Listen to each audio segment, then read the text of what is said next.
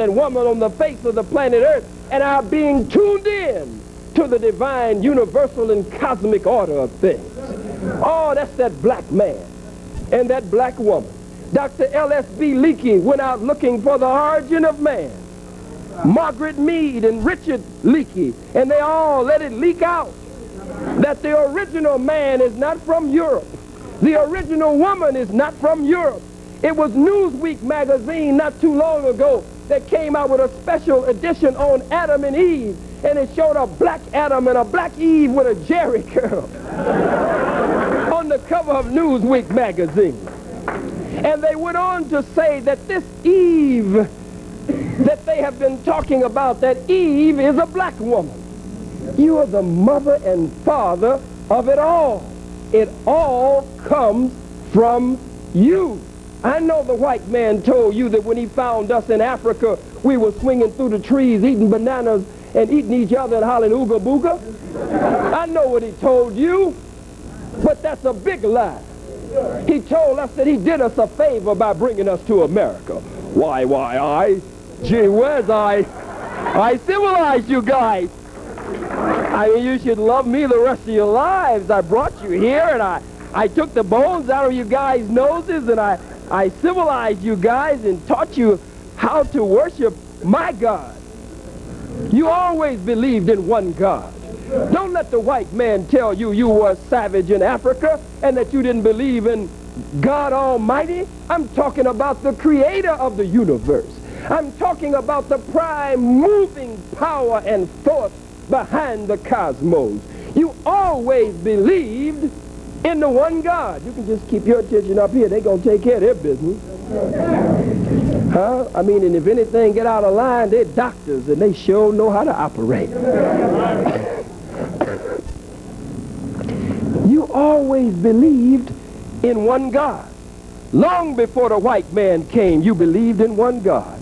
But you always believed in the one God.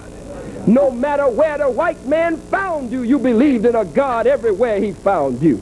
But it was the white man that you had to teach about a God. As he crawled around on his all fours in the caves and hills of Europe, a savage with hair all over his back like a monkey or a dog in the caves and hills of Europe, he was eating his own dead alive and eating juniper roots, and he didn't bury his dead. He would leave his dead right there in the cave with the stench coming up from the decomposing body. He did his number one in the cave, and he did his number two in the cave too.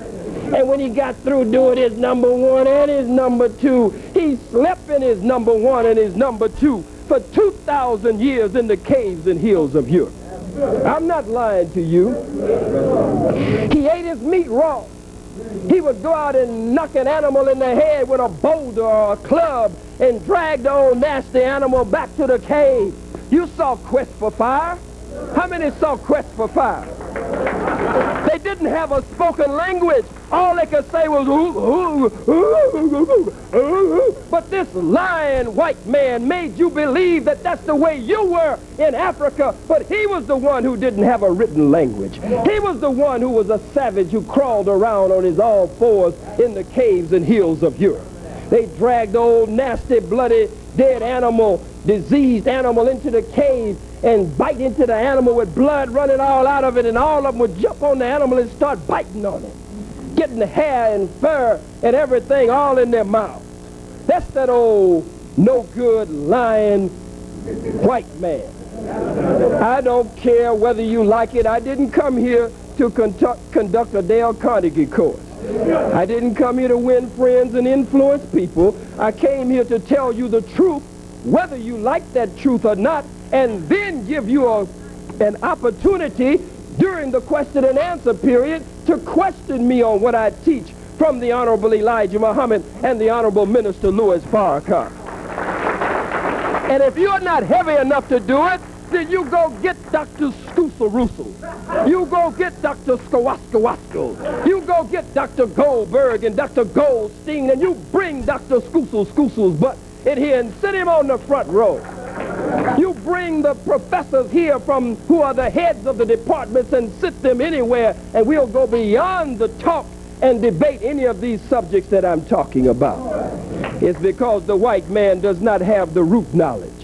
He only has branch knowledge. He only has just a little bit that would take him just a little way.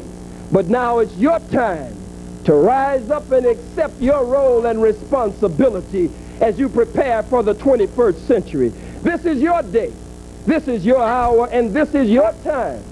But whoever prescribes the diameter of your learning controls the circumference of your activity. I'll run that by you again. Whoever prescribes and controls the diameter of your learning experience controls the circumference of the sphere of your activity. In other words, if they teach you, then they know how far you're going to go. You can't go but so far because of the range of what you've been taught. You just like a silly black cat that went off to white dog school. At white dog school, the silly little cat didn't learn anything about being a cat. When it was time to roll over and play dead, this little black cat at white dog school could roll over and play dead better than any dog in the class. Got an A in the class on rolling over and playing dead.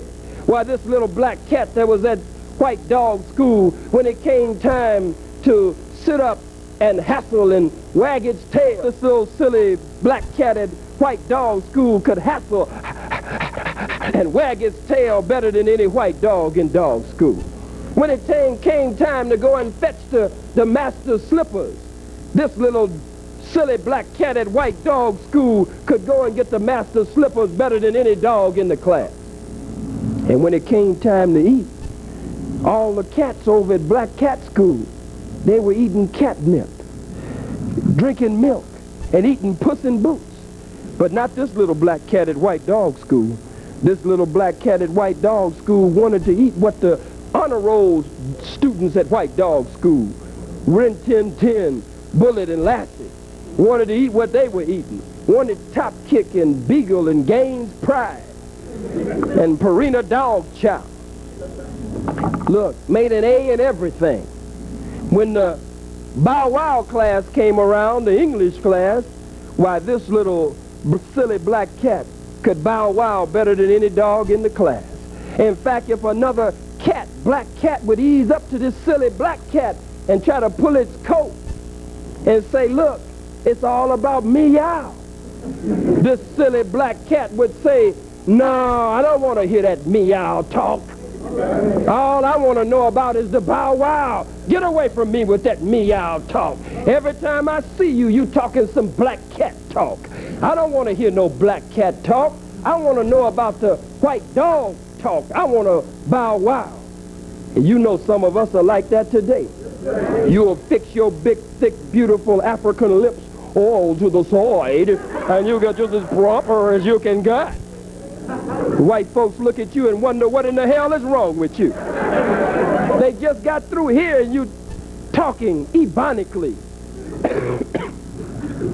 You used to have the great linguist here on this campus, Dr. Ernie Smith, who talked to us and taught us about ebonics. How many know Dr. Ernie Smith? He's one of the great scholars among our people. He talked to us about ebonics because we speak two languages. We speak English, and then there's an African intrusion on that English. Where's Chris? Chris gone. Where's Michael? Michael gone. He been gone. They been gone. That's ebonics. We don't deal with the verb, and we move right on with it. And white folks can just hear you get through talking to each other that way, and then see them coming, and you start bow-wowing instead of meowing.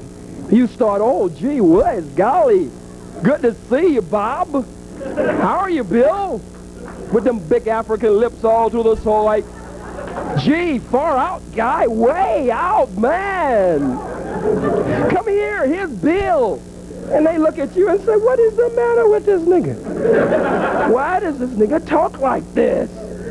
Why doesn't he want to be himself? Why doesn't she want to be herself? Why is he or she trying to be like me? Why are they trying to talk like me? So when they made the black cat makes all A's in white dogs.